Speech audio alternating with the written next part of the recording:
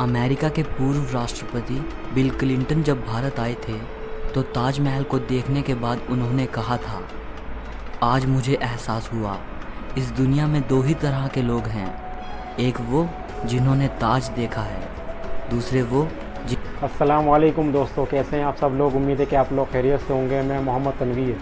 आज हम एक वीडियो देखने वाले, काफ़ी अच्छी ये वीडियो होने वाली है। और इस वीडियो का जो टाइटल है, क्या आप ताजमहल की ये 22 चीज़ों के बारे में जानते हैं, तो इस वीडियो का टाइटल है। तो आज हम यही 22 चीज़ें ऐसे जानेंगे कि ताजमहल की कौन सी एक 22 ऐसी चीज़ें हैं जो कि हर किसी को नहीं पता, बहुत कम लोग जानते हैं। तो चलिए वीडियो को स्टार्ट करते हैं और फिर उसके बाद करते हैं बात।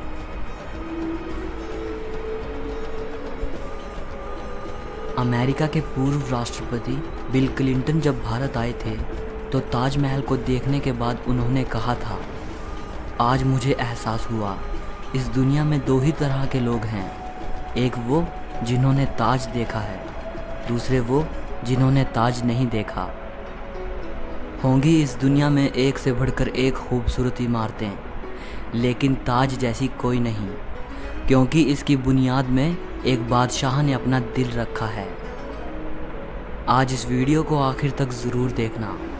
आप ताजमहल के बारे में 22 ऐसी बातें जानोगे जो शायद ही आपने पहले कभी सुनी होंगी। नंबर 22। हज़ारों टूरिस्ट जो ताजमहल देखने आते हैं वो ये नहीं जानते कि जो वो सामने देख रहे हैं वो ताजमहल का पिछला हिस्सा है। दरअसल जो शाही दरवाज़ा है वो नदी के किनारे दूसरी तरफ है। आज ज़्यादातर टूरिस्ट ताज को वैसा नहीं देख पाते जैसा कि शाहजहां चाहते थे। मुग़ल काल में ताज तक पहुंचने के लिए नदी ही मुख्य रास्ता थी। ये एक तरह का हाईवे था। बादशाह और उनके शाही मेहमान नाव में बैठकर आते थे। नदी के किनारे एक चबूतरा हुआ करता था। नदी बढ़ती गई और वो बहुत पहले ही नष्ट हो गया। बादशाह और उनके मेहमान उसी चबूतरे से ताज आया करते थे। नंबर 21। ये कहा जाता रहा है कि शाहजहां ने ताजमहल बनाने वाले मज़दूरों के हाथ कटवा दिए थे, लेकिन ये बात एक अफवाह जैसी लगती है, क्योंकि इस बात का कोई प्रमाण मौजूद नहीं है। बहुत से इतिहासकारों का मानना है कि शाहजहां ने मज़दूरों और कारीगरों को ज़िंदगी भर की पगार देकर उनसे एक करारनामा लिखवाया था कि वो ऐसी कोई दूसरी इमारत नहीं बनाएंगे। नंबर 20। ताजमहल की जो 4 मीनारें हैं ये बिल्कुल सीधी नहीं खड़ी हैं, बल्कि चारों बाहर की ओर हल्की झुकी हुई हैं, और इन्हें ऐसा ही बनाया गया था ताकि भूकंप जैसी आपदा आने पर अगर ये गिरे भी तो बाहर की ओर गिरें और मुख्य मकबरे को कोई नुकसान ना पहुँचे। नंबर 19। कुतुब मीनार भारत की सबसे ऊंची मीनार है, लेकिन शायद आपको जानकर हैरानी हो, ताजमहल की ऊंचाई कुतुब मीनार से भी ज़्यादा है। ताजमहल 73 मीटर ऊंचा है, जबकि कुतुब मीनार की ऊंचाई 72.5 मीटर है। नंबर 18।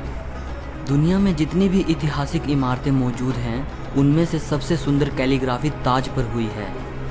जैसे ही आप ताज के बड़े दरवाजे से अंदर जाते हो, दरवाजे पर लिखा ये सुलेख आपका स्वागत करता है, हे आत्मा, तू ईश्वर के पास विश्राम कर, ईश्वर के पास शांति के साथ रहे और उसकी परम शांति तुझ पर बरसे। ये कैलीग्राफी थुलूट लिपि में है। इस कैलीग्राफी को डिज़ाइन करने वाले का नाम अब्दुल हक था, जिसे ईरान से बुलाया गया था। शाहजहां ने उसकी चकाचौंध कर देने वाली कला को देखते हुए उसे अमानत खान नाम दिया, उपाधि के तौर पर। नंबर 17। जिस वक्त शाहजहां बादशाह बने वो मुग़ल सल्तनत का सबसे सुनहरा दौर था, या यूं कहें शाहजहां का ज़माना मुग़ल हुकूमत की बसंत जैसा था। चारों तरफ अमन और खुशहाली थी। प्रजा के लिए बादशाह का हुक्म ही सबसे ऊंचा होता था। शाहजहां की बादशाहत में लड़ाइयाँ नहीं होती थी। वो ज़बरदस्त शान व शौकत ऐशो इशरत का दौर था। बादशाह को बड़ी बड़ी इमारतें बनवाने का शौक़ था उन्होंने मुगल वास्तुकला के साथ भारत के प्राचीन इतिहास को मिला दिया था। नंबर 16, ऐसी भव्य इमारत दुनिया ने पहले कभी नहीं देखी थी। इसके लिए सफ़ेद संगमरमर राजस्थान के मकराना से लाया गया था। जेड और क्रिस्टल चाइना से मंगवाया गया था। लैपिस लाजुली अफ़गानिस्तान से आया था। टर्कोइस तिब्बत से, जैस्पर पंजाब से, सैफायर श्रीलंका से और कार्नेलियन अरब से आया था। कुल मिलाकर ऐसे ही 28 किस्म के बेशकीमती रत्नों को सफ़ेद संगमरमर में जड़ा गया था। इन सब चीज़ों को विदेश से आगरा लाने के लिए 1000 से भी ज़्यादा हाथी इस्तेमाल किए गए थे। नंबर 15, ताजमहल आज से करीब 400 साल पहले 1631 में बनना शुरू हुआ था और ये 22 साल बाद 1653 में पूरा हुआ। इसका निर्माण 20,000 कारीगरों और मज़दूरों ने किया था।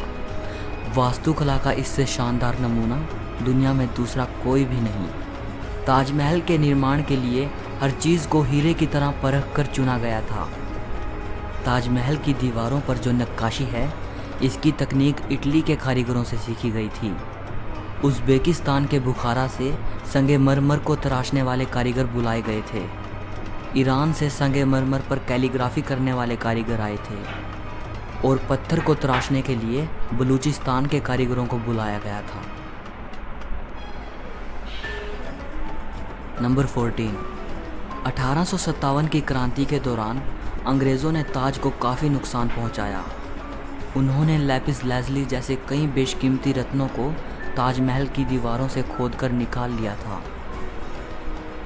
नंबर 13, ताजमहल के मुख्य गुंबद का जो कलश है, किसी ज़माने में वो सोने का हुआ करता था।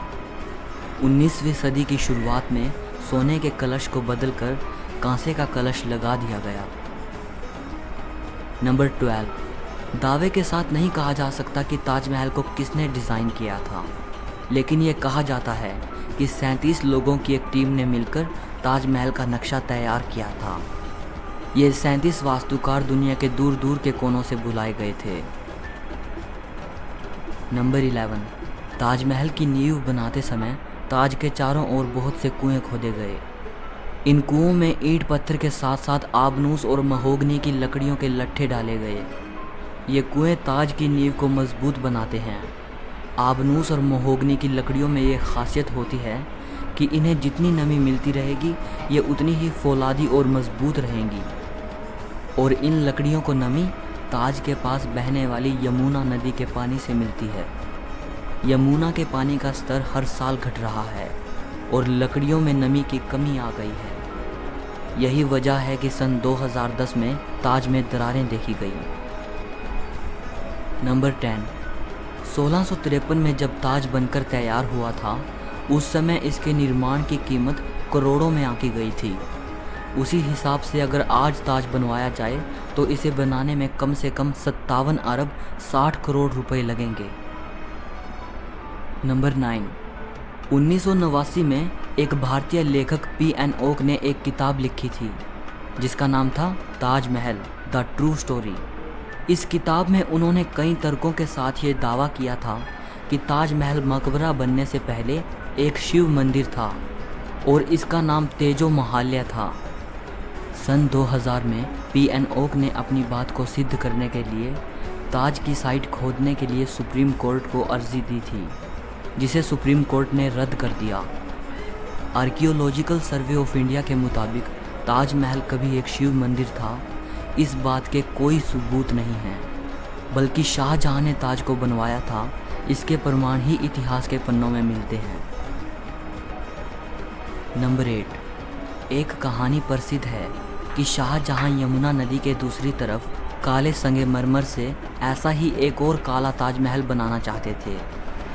कहा जाता है कि शाहजहां मुमताज़ की तरह अपने लिए भी एक मकबरा बनाना चाहते थे, लेकिन इससे पहले कि वो काला ताजमहल बनवा पाएं, औरंगज़ेब ने उनको कैद खाने में डलवा दिया। लेकिन इतिहासकार कहते हैं कि ये बाद में बनाई गई मनगढ़ंत कहानियाँ हैं। जिस जगह शाहजहां के काला ताज बनवाने की बात कही जाती है, वहाँ कई बार खुदाई की जा चुकी है, लेकिन ऐसा कोई सबूत नहीं मिला जिससे ये पता चले कि शाहजहां काला ताज बनवाना चाहते थे। नंबर 7, ताजमहल का डिज़ाइन हुमायूं के मकबरे से प्रेरित दिखता है। हुमायूं शाहजहां के परदादा थे। उनका ये मकबरा हिंदुस्तान में आगे बनने वाली कई मुग़ल इमारतों के लिए प्रेरणा बना। नंबर 6, दूसरे विश्व युद्ध में सरकार ने मकबरे के चारों ओर बांस का घेरा बनाकर सुरक्षा कवच तैयार कराया था, जिससे कि हवाई बमबाजों को भ्रमित किया जा सके और ये जर्मन और जापानी हवाई हमलों से सुरक्षा प्रदान कर पाए। 1965 और 1971 के भारत पाकिस्तान युद्ध के समय भी यही किया गया था। नंबर 5, कई देशों में ताजमहल की नकल पर बनी इमारतें मौजूद हैं, जैसे चीन, बांग्लादेश और कोलंबिया में। और ऐसी एक इमारत भारत में भी मौजूद है, बीबी का मकबरा। ये इमारत महाराष्ट्र के औरंगाबाद में है। इसे मुग़ल बादशाह आज़म शाह ने अपनी माँ दिलरस बानो बेगम की याद में 17वीं सदी के आखिर में बनवाया था। इसे ताजमहल की तर्ज पे बनवाया गया था। इस मकबरे का गुंबद ताजमहल के गुंबद से छोटा है और इसका सिर्फ गुंबद ही संगमरमर का है, बाकी निर्माण प्लास्टर से किया गया है। नंबर 4, ताजमहल की सबसे ज़्यादा लोकप्रियता इसके निर्माण से जुड़ी अद्भुत प्रेम कहानी की वजह से है। बादशाह शाहजहां ने अपनी बेगम मुमताज़ महल की याद में इस इमारत को बनवाया था। मुमताज़ का असली नाम अर्जुमंद बानो बेगम था। शाहजहां ने उन्हें मुमताज़ महल नाम दिया, यानी महल का सबसे अनमोल रत्न। महज 38 साल की उम्र में अपनी 14वीं संतान को जन्म देते वक्त मुमताज़ की मृत्यु हो गई। उस वक्त वो बुरहानपुर में थी। अपनी प्रिय बेगम की मृत्यु से बादशाह बेहद दुखी हुए, जैसे उनकी ज़िंदगी ही तबाह हो गई। और आखिर उनकी याद में शाहजहां ने ताज को बनवाने का फरमान जारी किया। नंबर 3, पहले मुमताज़ को बुरहानपुर में ही दफनाया गया। इसके बाद शाहजहां ने ताज को बनवाना शुरू किया। तब बुरहानपुर से मुमताज़ के शव को निकालकर जहां ताजमहल बन रहा था उसके पास एक बगीचे में दफनाया गया। ताजमहल को तैयार होने में 22 साल लगे। तब तक मुमताज़ का शव बगीचे में बनाई गई कब्र में ही दफन रहा। बाद में उसे ताजमहल के अंदर मुख्य गुंबद के नीचे दफनाया गया। नंबर 2, शाहजहां का सारा ध्यान ताज को एक खूबसूरत रूप देने में लगा रहा। इसी बीच शाहजहां के ही बेटे औरंगज़ेब ने आगरा पर हमला कर अपने पिता को कैद कर लिया। शाहजहां से पूछा गया कि वो क्या चाहते हैं, तो उन्होंने कहा कि उनको ऐसी जगह पर कैदी बनाकर रखा जाए जहां से वो सीधे ताज को देख पाएं, और उनकी ये ख्वाहिश पूरी कर दी गई। कैद में रहते हुए भी शाहजहां हर वक्त ताज को देखते रहते और वहीं उन्होंने अपनी ज़िंदगी की आखिरी सांस ली। मृत्यु के बाद उन्हें मुमताज़ के साथ ही ताजमहल में दफनाया गया। एक हारे थके बादशाह को भी अगर किसी ने गिरने नहीं दिया तो वो मुमताज़ के लिए उनका बेपनाह प्यार ही था। जिस लगन से प्यार की ये अनोखी निशानी बनकर तैयार हुई, उसकी मिसाल आज पूरी दुनिया के सामने है। नंबर 1, कवि रविंद्रनाथ टैगोर ने ताजमहल के बारे में लिखा है, वक्त के गाल पर एक आंसू, हमेशा हमेशा के लिए। उन्होंने ताज की छवि वक्त के गाल पर एक थमे हुए आंसू के रूप में बयान की है। शाहजहां जानते थे कि ये दौलत, ये ताकत और ये शान व शौकत एक दिन सब ख़त्म हो जाएगा। उन्होंने सोचा कि कुछ ऐसी यादगार चीज़ बनाई जाए जो हमेशा रहे, और शाहजहां ने अपनी प्रिय की याद में ताज को बनवाया। आज बादशाह नहीं रहा, उनकी हुकूमत नहीं रही और उसकी सल्तनत को भी ख़त्म हुए कई ज़माने गुजर गए। बस एक ताज है जिसने बादशाह की सदियों पुरानी प्रेम कहानी को खुद में संजोए रखा है। प्रकृति की गोद में चांद सी जगमगाती ये भव्य इमारत सदियों से दो प्रेमियों के प्यार की अमर कहानी सुनाती आई है और सदियों तक सुनाती रहेगी। सो इस वीडियो के लिए इतना ही। 22 जो ऐसी जानकारी थी इस वीडियो के माध्यम से वो हमें मिली, जो कि बहुत कम लोग जानते हैं इन 22 जानकारी के बारे में। तो काफ़ी अच्छी नॉलेज मिली है वीडियो देखकर। और आप लोगों को ये वीडियो कैसी लगी कमेंट में ज़रूर बताना, और मेरे चैनल को सब्सक्राइब करना, शेयर करना, बेल आइकन को भी प्रेस करना, ताकि हर वीडियो की नोटिफिकेशन आपको मिलती रहे। तो दोस्तों मिलते हैं आपसे अगली वीडियो में, अब तक के लिए अल्लाह हाफिज़।